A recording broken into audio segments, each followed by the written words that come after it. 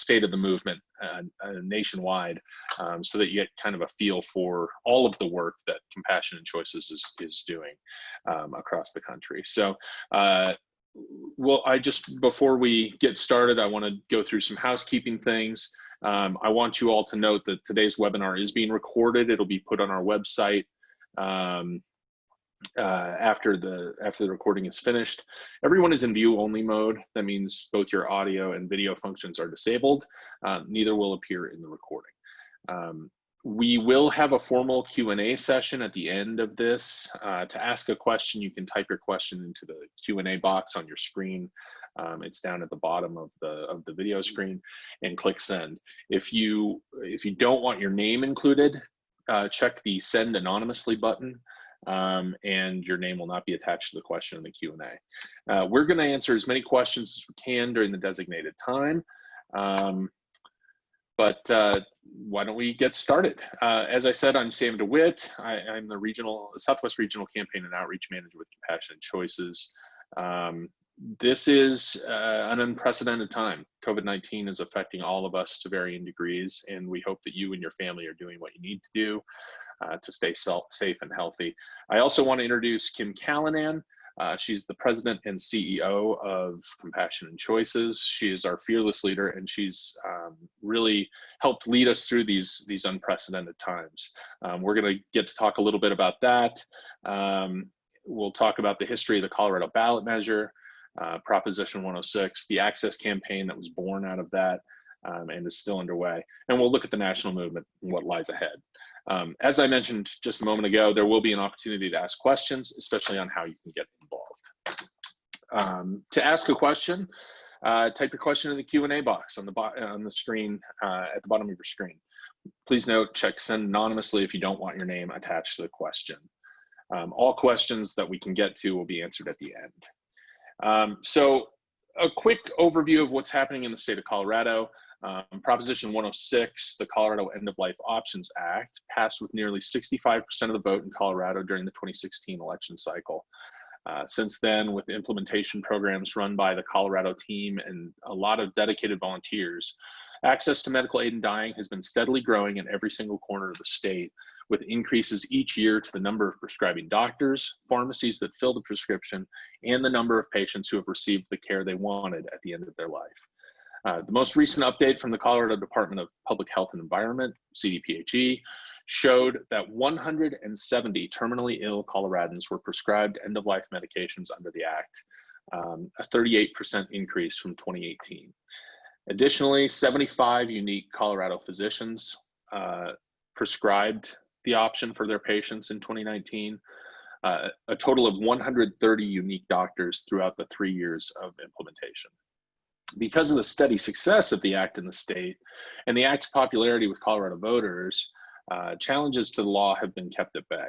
We've continued to meet and work with legislators from across the state, both sides of the political aisle, to ensure that the act remains viable and available for terminally ill Coloradans. Which leads me to the access campaign. Compassion and Choices has supporters and dedicated volunteers leading the efforts to improve end-of-life care in Colorado. Our most active action team in the state is our group of medical provider advocates, dedicated current and former medical professionals who are able to spread the word about the importance of end-of-life options. This team has been meeting regularly. We meet twice a month to discuss education and advocacy outreach, plans to grow that engagement over time. We work on strategies for engaging healthcare systems, where they have no policy or a policy of non-participation, building relationships with medical providers in rural areas, and opening new doors for discussion and consideration of new policy initiatives. There's lots of things you can do to join us. You can become an access volunteer, join or build an action team in your area, which would include talking to your neighbors, talking to your friends and family. You can write an op-ed for your local paper or send a letter to the editor. Become a storyteller. You can share your views on the issue and how end-of-life choices has affected you personally. It's one of our most effective ways of getting involved. You can represent CNC Colorado at local events. We're talking about health fairs, obviously not at the moment, but health fairs and regional conferences, things like that. Start a book club. Finish Strong is a wonderful title by our former president, Barbara Coombs Lee. If you want to get in touch with me after this and see about getting you a copy of that, I'd be happy to work that out. And be sure to follow us on social media. We'll have links and all of that for you later. So now I'm going to turn it over to our fearless leader here, Kim Callinan. Kim, if you would tell us a little bit about yourself, what brought you to Compassionate Choices, and tell us about your journey to becoming president and CEO.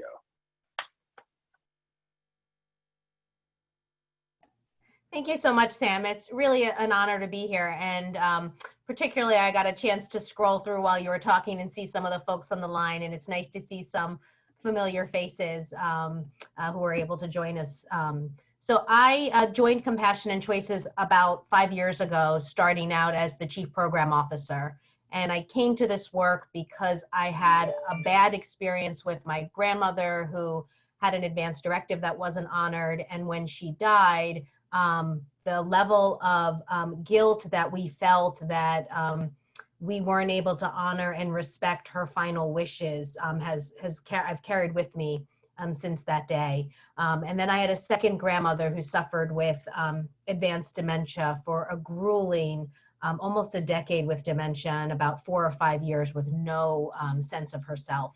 And that's what brought me to the organization and the interest. And I just was in such a fortunate position to be able to step into Barbara's role when she was ready to step down. It's been a real honor. Well, thank you. Prior to the COVID pandemic, Compassionate Choices was working on a variety of issues. You mentioned dementia, in addition to medical aid and dying, advanced planning. Can you tell us a little bit more about what the organization was doing prior to the pandemic? Sure. And just to be really clear, we remain committed to doing all of those things, but we have sort of adjusted our priorities a little bit given the pandemic. So in 2018, we developed our new strategic plan. And as a part of our new strategic plan, we had 3 big buckets of work, and those 3 buckets of work still exist. The first is that we are committed to authorizing medical aid and dying, reaching the goal of 50% of people living in states where medical aid and dying is both authorized and accessible. And for people in Colorado, you guys know all too well that authorization is really just the first step. What we're trying to do is ensure that it gets integrated into standard medical care and that patients are able to access, and it creates a shift within medicine so that we go from a more paternalistic model to one that is resoundingly patient-directed. The second bucket of our work is related to dementia. Obviously, medical aid and dying does not extend to people with dementia, but that doesn't mean that people want to live a long, drawn-out process with dementia. We know that the majority of people do not want to live in a state of advanced dementia. And so we are working, we developed some really strong tools. Our Dementia Values and Priorities tool is the one that I think is the most powerful, that allows a person to document the point at which they would want to forego medical treatments, which is a person's legal right under existing law. And the tools are really powerful. And the people that we know who are in the early stages of dementia who use the tool feel very a sense of peace that they've been able to document their preferences and knowing that somebody will be there to carry them out at the right moment. You can knock years off of a dementia diagnosis by using these tools. So my grandmother lived for a good 4 years. If we had had the tools and she had used them, we would have been able to shorten the length of time that she lived in the worst stages of dementia. So that is the second big program that is a priority for the organization.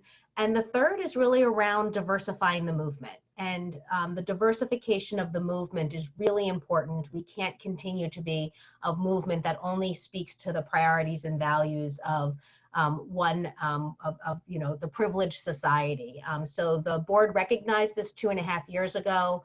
We've been taking some really deliberate steps to diversify the movement. And part of that is our new work that we're doing over the last year or so that's really designed to reduce disparities in end-of-life care that exist for communities of color.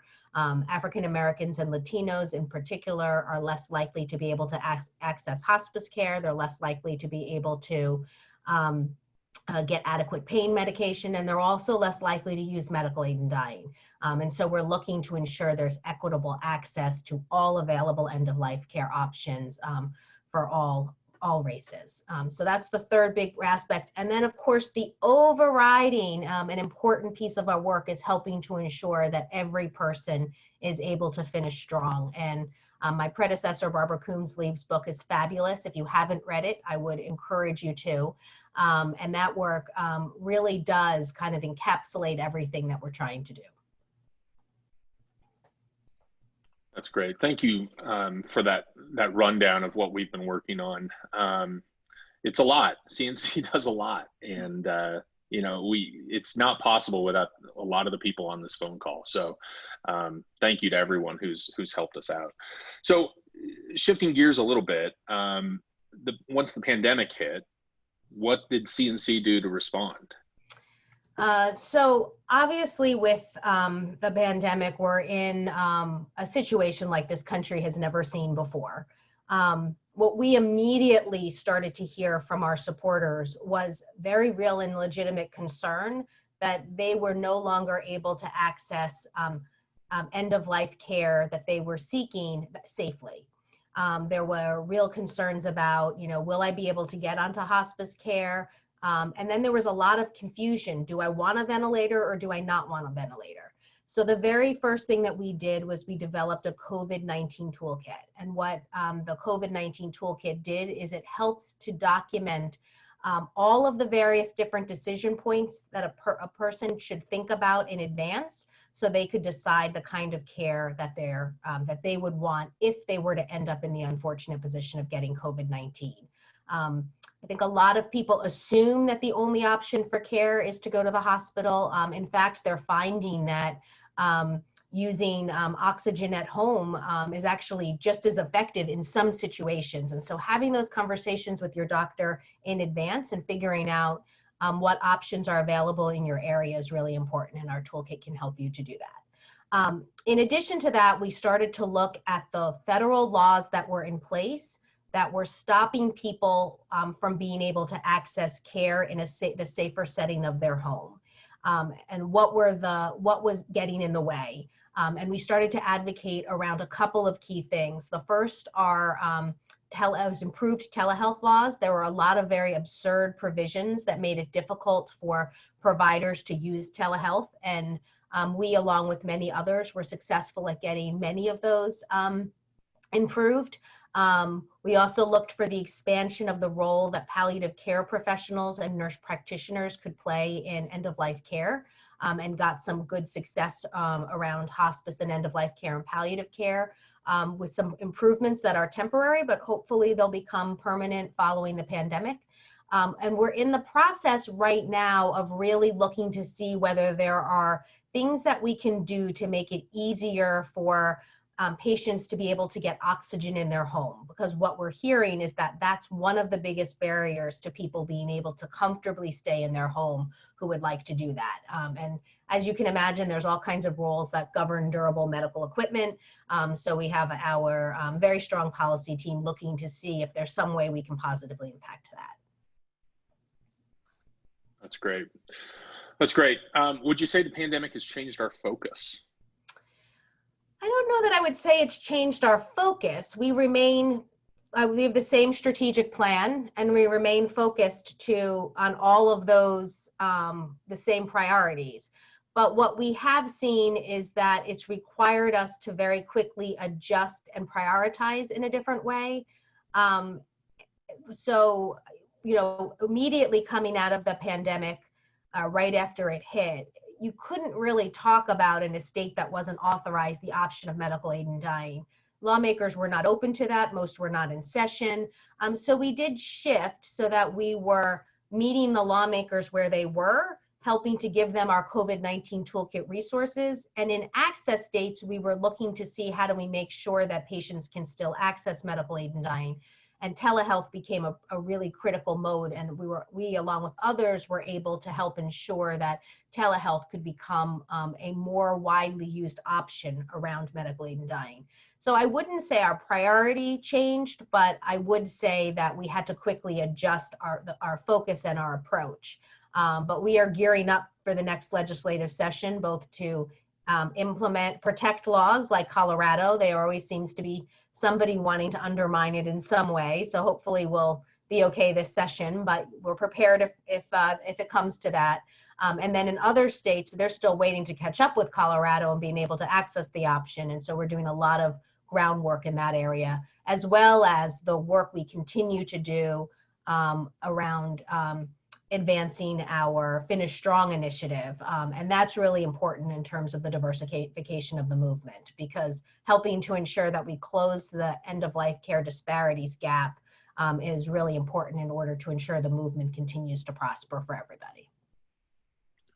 That's great. Along those lines, what do you see as the priority for states like Colorado, where medical aid in dying has already been authorized?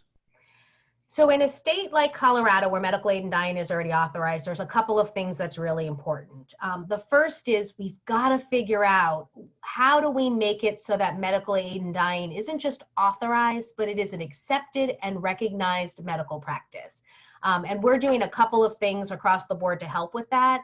We just formed a clinician advisory group with clinicians from across the country who can help inform us around the adoption of different practices. We have seen the adoption of medical aid in dying grow some during the pandemic. So that's good news. You're seeing, as people become more aware of the fragility of their lives and doctors become more aware of what it means to die a horrible death, that there's a recognition that autonomy and dignity and compassion are necessary components to one's final days. There's opportunities there, but figuring out what are the game-changing ways that we can accelerate the adoption of medical aid in dying is critical. In addition to that, we have some really powerful dementia tools. And right now, people do have a legally recognized right that almost nobody is taking advantage of. And part of the reason people aren't taking advantage of it is because health systems and medical systems operate as if the assumption is that the goal of care continues to be the extension of life. So if I look at my grandmother, we didn't think twice. She got pneumonia. We didn't think about the fact that that could have been her peaceful and graceful exit if that's what she had wanted. We treated her pneumonia. And the flu, all kinds of other diseases, diabetes, all of these things could serve, if a person would want, as a way to end their suffering if they end up with dementia. But that's not how medicine treats it. And of course, we want to be sure that it is the patient's voice that's driving this. It should not be a doctor or a third party or somebody else making the decision. And that's why that values and priorities tool is so important. And seeing more medical systems, health systems, assisted living facilities honoring and respecting that as an option is another really important goal within access states. Absolutely. Absolutely. What do you see as the biggest challenges for the movement, and how are we addressing those challenges? Well, there's tons of challenges for every movement. I mean, if you look at social progress across any movement, it's always 3 steps forward and 2 steps back. And we experience that each time we pass a piece of legislation. The opposition is in there doing everything they can to undo it. We still have a court case pending in California. And New Jersey, I think right now we're okay there, but they'll come back with something else. So the opposition is a huge, always something that we're paying attention to. The second big challenge that we see for the movement, and really for any issue right now, is the competition. So anytime you're going into a state legislature, you're competing with thousands of other issues that are on the horizon. And you have to figure out, how do you make our issue the most important issue? In a time of COVID-19, when lawmakers are both dealing with these really, really difficult budgetary situations, along with how do we respond to a pandemic, and then you have the racial justice issues that are under play, it's going to be hard for any issue that's not directly related to one of those 3 things to capture the attention of lawmakers. So that will be something that we have to deal with. We are in a good position in that we had so much momentum coming into the pandemic. And the reality is that more and more people are seeing firsthand what it means to suffer a death that is horrific as a result of COVID-19. So while medical aid in dying doesn't necessarily solve COVID-19, it's related enough that I believe we will be able to continue to capture the attention of lawmakers and keep the issue on the horizon. And then the other thing that we want to look to do is that we know now that the law has too many regulatory roadblocks in place. They were put there for good reason. You want to be sure that you're protecting vulnerable populations, and that remains a priority and remains important. But we now know that you can protect vulnerable populations without making a dying person jump through 22 hoops. And so we need to take some of the unnecessary hoops away in states like Colorado that already have the legislation. So figuring out how you balance a desire to for states that don't yet have the option to get it, to implement the option, and to improve for the states that already have it. Those are all of the challenges that lie ahead of us. Speaking of legislative challenges, and as you know, and as my television tells me every commercial break, we are in an election year. How do you see the national election results affecting the movement? So that's a great question. We are running during the upcoming elections a nationwide Ask the Candidate program. That Ask the Candidate program is really important because it will be a way that we can identify who our supporters are and who our opponents are. Ours is an issue that crosses party lines, so Democrats, Republicans, across the board individually support the issue. That said, when it's within state legislatures, it often ends up becoming partisan because state legislatures are unfortunately very partisan, and we tend to get much more of our support from the Democratic Party. So our job is to be sure that the issue remains a bipartisan issue, and that's going to be the work that we're doing, because if we can remain a bipartisan issue, we will accelerate the ability for us to fully adopt this. And that will be an important part of trying to kind of control the narrative during this upcoming election cycle. But obviously, as we are monitoring to see how legislative sessions shake up, and that will let us know where we have a greater shot of being able to advance in 2021. Great. That's really all the prepared questions I have for you, Kim. If you could say one thing to the supporters on this call, I guess, what would that be?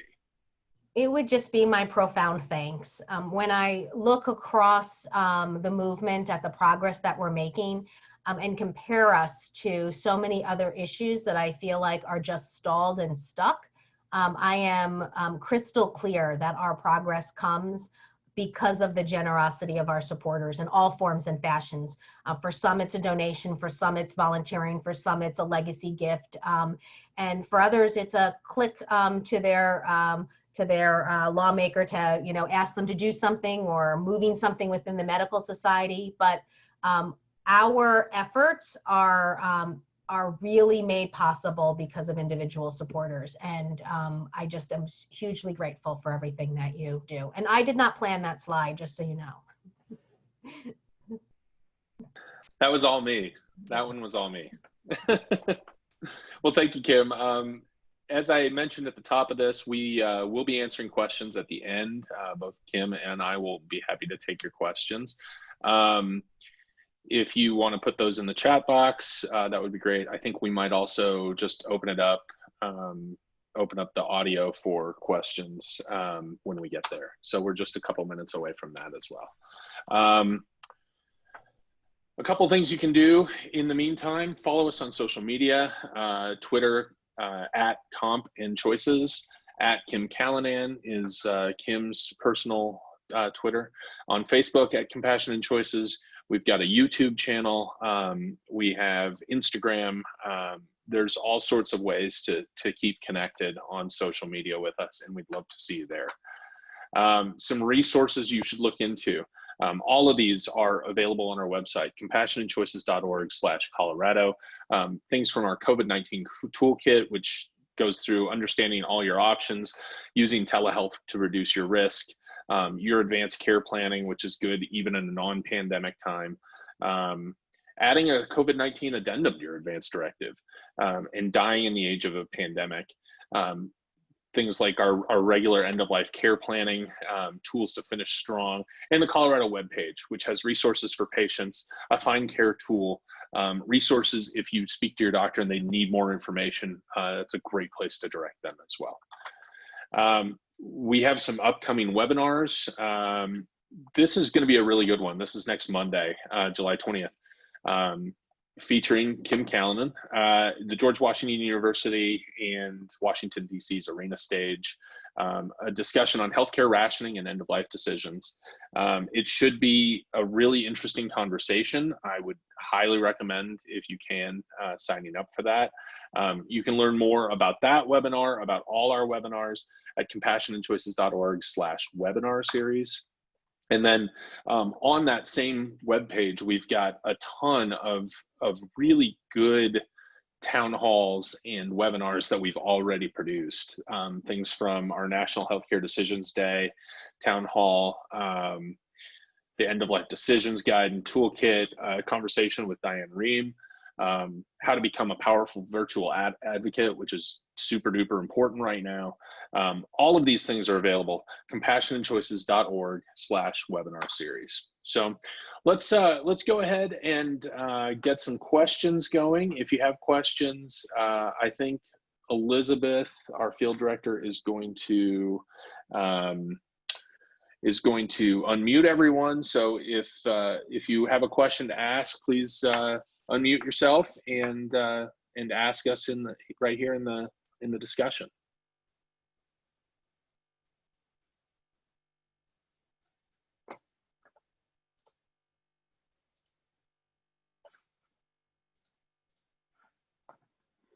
Nobody yet, huh? Nobody wants to be first.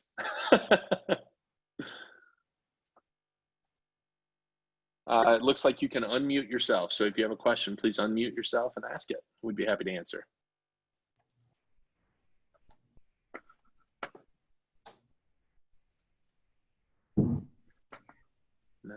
No questions today, huh? Hey, Sam. Oh, go ahead. Go, Bill. What has been the success before the pandemic of talking to church groups? I've been asked to do something for a church group, but I'm a little reluctant because how to say that in a brief period when there's so much to say? That's a great question, Bill. What denomination church? I don't recall. I think it was Presbyterian. Okay. And are they asking you to talk about medical aid and dying or just end of life planning? I think they really wanted me to come and give what I'd use in an 8-week class for the OSER Lifelong Learning Group. But I said I just couldn't do that. It was too complicated and it was a drive I didn't want to make for 8 weeks. Got it. So we do have, and we can, Susan could probably get back to you with it. We do have, or Sam, either one. We do have lots of just simple presentations around end of life planning that are anywhere from an hour to 3 or 4 hours, depending on how much time you have. And it really depends on what the focus is. So we've had some of the stuff we've done with church groups has really been around end of life planning, and that's gone off really well. I think the idea around planning is something that everybody can embrace and the importance of it. And so a lot of times that's where we're starting, and medical aid and dying might just be like a slide at the end to make sure they're aware of it. That said, I went into a church group and I sort of talked to them recently about what they wanted, and they came back and said, no, we're on board. We want medical aid and dying. So it really does depend on the church and what they're looking for and who their constituents are. I actually am doing a conference called the National Cathedral invited me to speak, or is inviting me to speak. And so we're going to have an upcoming webinar with them. And I'm fascinated to see what they're interested in. Is it just general end of life planning or kind of where they are? So, and that'll only be an hour, so it can be done. Good question. That's great. Thanks, Bill. For those who don't know Bill Baird, he runs a terrific course down in Castle Rock. It's a lifelong learning series. He does a lot on death and dying. He had me come and speak to his class. really fantastic experience, and he's a great guy to have in the ship. So we're happy he's with us. Any other questions? I'll just add one thing. One of the webinars that we have coming up that I didn't see mentioned is we just got confirmation that Anna Camp, who some of you might know from Pitch Perfect, she was also in the HBO series True Blood. She was, for a brief period of time, she was on The Good Wife. So she's a very well-known, and she was in The Help. That was another one of her movies. So she just recently did a movie called Here a While. And the movie is about a woman, and she plays the woman who moves, I think, from Utah to Oregon in order to access the Oregon Death with Dignity Act. It just came out. It's available streaming everywhere. And it's one of the better movies that I've seen in that it really attempts to be accurate. Now, that doesn't mean it's the story I would choose to tell, because it's a drama, so they have to have some drama in it. But it's really nicely done. And so she has agreed to come and be interviewed, and we're doing a webinar with her, and super excited about it. She did such a beautiful job with the acting. It's really well written. I think it's something that you'll enjoy. I imagine that we'll be able to use it across the country as an education opportunity, to educate more people about medical aid and dying and what's it all about, because they really do a good job of explaining what the process is and how you go through it. For those of you who missed that, I can't remember the date of it, but maybe somebody else can chime in on what the date and the time is. It's next week, I think. Yeah, it is. It's the 21st at 4 o'clock Eastern. So that's 2 o'clock Mountain Time. Great. Thank you for that. Any other questions?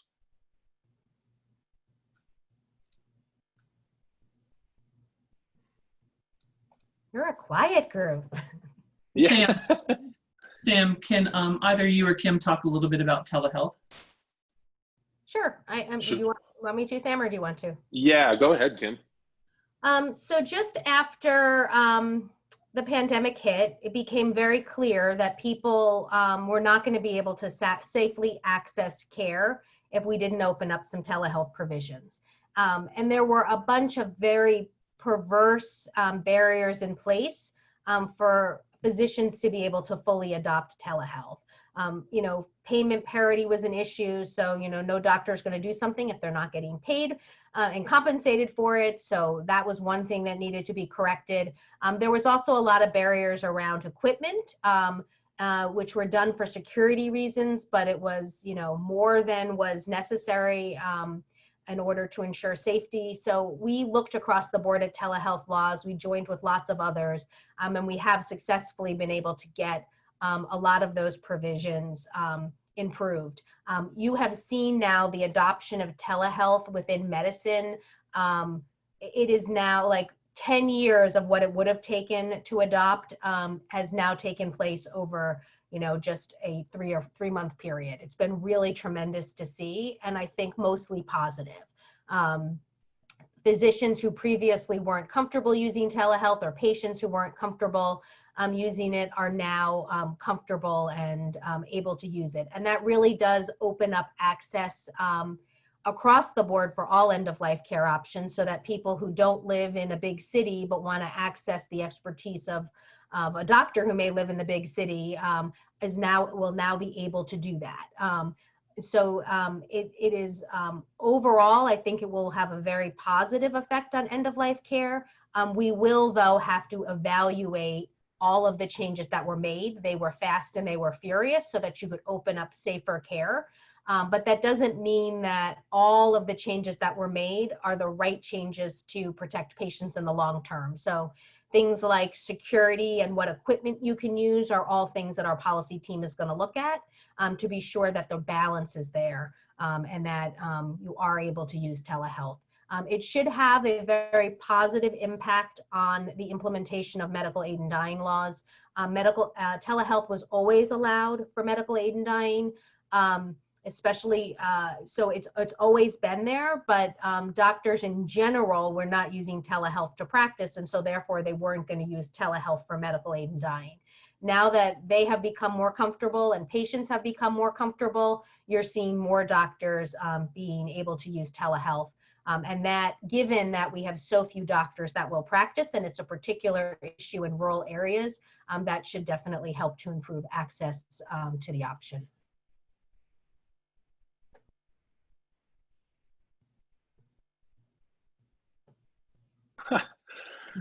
The mute always gets me every single time. Every single one of these calls, the mute always gets me. So I want to thank Kim for her time today. It's, I think, really generous of you to come speak to this group. There are a lot of dedicated folks on this webinar, and I appreciate their time in joining us. I appreciate Kim taking time out of her very busy schedule to join us. If you have questions after this, if you think of something after this, if you want to talk about Finish Strong or our advanced planning directives or anything like that, you can always get in touch with me. I am working constantly. DeWitt at compassionandchoices.org, Colorado@compassionandchoices.org. That will come directly to me. Any question at all, I'm happy to help or help direct you to resources on our website, other folks within the Compassion and Choices organization who might be able to help. I'd be happy to give you a hand. So thank you again to Kim for joining us, and thank you to all of you for taking time out of your Wednesday to be here this morning. I hope to talk to you soon. Thanks so much for your time, guys. Thanks so much. Thanks, everybody.